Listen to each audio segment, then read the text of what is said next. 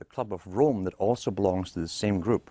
In the 1990s, the two founders said that back in the 1970s at the Club of Rome, they were given the task as a premier think tank for the globe, for this global society, the task to find ways of reducing the population and controlling the people to go along with this, convincing the public how to go along with it. And they said they'd looked at all possible means of doing so. What had worked before? Again, geopolitics, strategy. Under warfare conditions, the public will give up freedom. The public will be directed by governments, bureaucracies, and police, military, etc. Under warfare, the public sacrifice. They'll have less food, they'll ration stuff. They go along with it to save themselves. Therefore, they'd have to find a warfare strategy, a reason for war. And what they came up with was that man was the enemy of the planet. They said that the idea that global warming could be created and blamed upon mankind would fit the bill. These are the words they used. That would fit the bill, written in the 1970s, and decided at the think tanks then, and published by the guys involved in a book called The First Global Revolution, well worth reading. When they hit upon an idea from a premier think tank, they will never change that agenda. I've said before, it wouldn't matter if we're up to our eyes in snow all year round. They will still stick to global warming. That's the agenda. Now, of course, they've changed it slightly to climate change, which simply means changes in the weather. And they're in the process now of convincing the general public to be afraid of summer, for instance. It's all done through the alteration and distortion of perceptions. Massive psychology is used on all of this. And they certainly understand mass psychology of the general public. These boys don't simply announce things or make up a wish list of the future and send it up the chimney to Santa Claus. When they come up with an idea, they implement it. I've followed the United Nations Department of Statistics as they announce every single year the sperm count of the Western male, which has been falling drastically since the 1950s. They say that it's down by about 75–85%. Now, when something like that's happened across the whole of Europe and the Americas in 50 years, and they suddenly started noticing it 50 years ago, sudden onset, and there's no crisis made about it. There's no comeback after announcing the statistics. They just tell you the cold, hard statistics and go off to the next statistic on some other topic. That means it's part of the agenda. Otherwise, it would be a crisis. If this wasn't planned and part of the agenda, believe you me, it would be a crisis if they didn't authorize it. And now they tell us that the average American has less than 20% sperm and only about 15% is motile. That's not a coincidence. What happened in the 1950s to start out this ball rolling? In the 1950s, they suddenly put all the known female synthetic estrogens into food supply. They put it in baby foods. Procter & Gamble were the first one to admit, after investigation 40 years later, that they were using a rinse to supposedly sterilize the baby bottles, and it contained bisphenol A. An odd thing to rinse baby bottles with, when bisphenol A is the very thing that attacks young male children at that age and stops the testes from developing properly. You go back even further into more detail and you find out that the cosmetic industry were using insufflatants. Insufflation is a technique where certain carriers are put into the creams themselves, and these creams then absorb into the skin, carrying other chemicals with them. They're almost like they carry the payloads into the target in the bloodstream. We find that the women were highly toxic with the artificial bisphenol A and other ingredients, and therefore within the first 8 to 12 weeks of pregnancy with a male child, there's a very good chance that male would grow up to be either almost completely sterile or as I say, maybe have some motile sperm. This was all understood 50 years ago. Bisphenol A, for instance, was discovered in the 1890s, and the properties it had against humans, especially males, was known then too. Now it's in all the beer cans. Great target males again. They line the cans with it. There's been many exposés on it now. The CBC in Canada, which is a government-owned television station, it's the BBC basically of Canada, did a documentary series called the Disappearing Male. And it goes through all of that in that particular talk with proof. Also, when we go back to the writings of Lord Bertrand Russell and Julian Huxley and Aldous Huxley, who were also related to the Darwins, by the way, you'll find that they talked about ways to sterilize the populations in the 30s, 40s, and 50s. But of course, and they even said they would use the needle to create a compliance, pliable population, meaning to dumb down the people and also to bring down the fertility rates. In the 1950s, across Europe and the Americas, what came out, under vast promotion, what came out? The polio vaccine came out. That was the first one ever to come out through a mass fear campaign, a massive fear campaign. Polio was very, very rare. Yet if you go back to the old Path black and white newsreels that they showed all over the world at the time, they showed you the same one boy in the iron lung, and that terrified the whole world. How many polio cases was actually there? Was it really polio?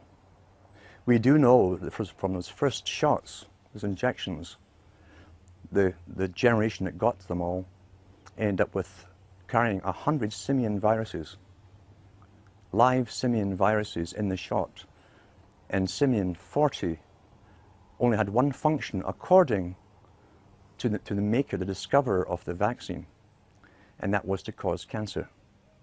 And I also have a copy of the discussion with this particular man and his staff admitting that. They knew that at the time. What they said was they thought that the risks outweighed the bad benefits that might come along down the road. That was their excuse. Since then, we've been trained to accept more and more inoculations until babies now get something like 30 inoculations before they're at the hospital.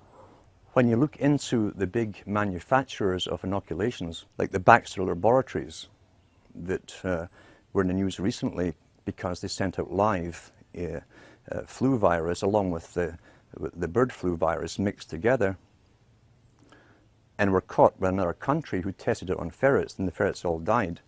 They had done the very thing that they say that they're worried about happening in nature, where the common flu is mixed with a killer flu and becomes highly contagious. They actually did it by mistake, we're told. But go back into Baxter Laboratories even further, and you find Baxter Laboratories was part of IG Farben group in World War II.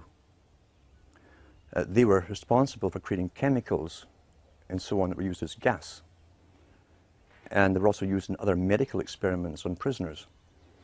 That's in the records of the inquiry that went on into IG Farben. A good book to read is The Crimes and Punishment of IG Farben.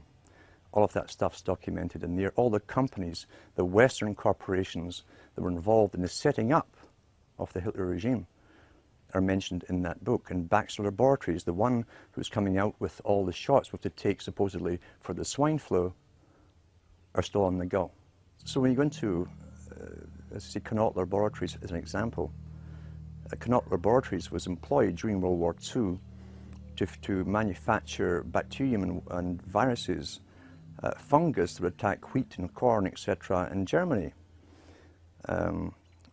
Mr. Banting, who discovered insulin, the great hero Banting, during World War II, his main occupation was finding ways to annihilate the food supply of an entire country.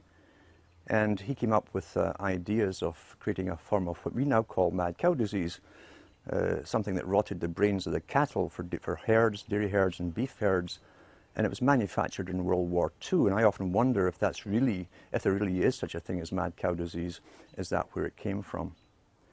But to say these big laboratories and Connaught laboratories eventually became responsible, for instance, for the blood supply for hospitals and hemophiliacs and byproducts of blood supply for Canada. When Mr. Clinton was in power, he signed a deal with some prisons in the US where the prisoners would get $1 or $2 for a pint of blood. And this stuff was all to be sold to Canada. And almost every hemophiliac in Canada, everyone who got the blood supply came down with hepatitis and various other diseases. The government held about a 10-year inquiry, waiting until they're all pretty well dead, maybe 1 or 2 survived, before they paid out compensation. They knew at the very beginning that this blood was contaminated. And these Connaught laboratories, part of the industrial military industrial complex used in World War II, buying the blood and selling it and distributing it across Canada. When the CBC did a documentary on Connaught laboratories and their role in this, the little guy who purchased it was caught on the steps of his office of the building, and he turned around and he said to the camera crew, who questioned him on all the deaths that were caused in Canada, thousands of them, he said, "It's business." That was the only reply given. I've said for many years that the biggest international corporations are real corporations, but they're also front groups for one system. During the Cold War, for instance, many books were published on the war, how it would be won, and so on. And what they all agreed upon was those with the highest technologies would win. Now, if you were in a free enterprise system, you could never allow inventions coming out of nowhere, unauthorized, especially in communications and different means, to be given to the general public. Therefore, the CIA, MI6, and other countries' agencies created front organizations to lead the charge and control technology. You could never allow free competition in technology and give it to the people without authorization. It has to be permitted by those who rule. That goes across the board with everything, as I say, from those who rule. You create culture, you manipulate culture, you give the public what you deign to give them, you suppress that which you don't want the public to have.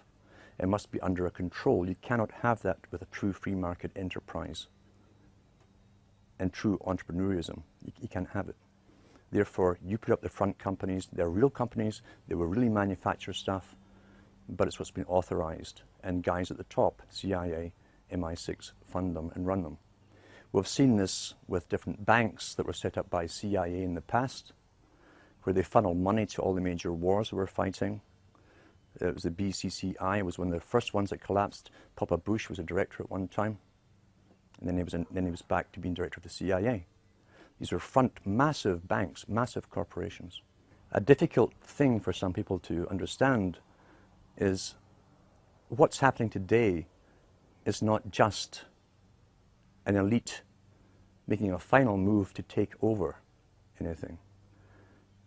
Every generation for hundreds of years has been brought up with the same elite's predecessors designing and running the show for each generation. The elite, in fact, are simply moving their system into a new system, an updated system to suit themselves. That's a hard concept for people to grasp. They've been trained to believe things are happening at the moment by happenstance, by crisis coming out of nowhere. And here's what we must do. We must solve this problem at the time. Nothing is further from the truth. And when people wake up, they generally go through the same stages as someone who becomes bereaved when you find that democracy never existed in the first place. You go through an anger phase, a depression phase. You'll blame whoever is handy, and then hopefully you emerge from it and you become active and you want to learn what's really going on and what has been going on.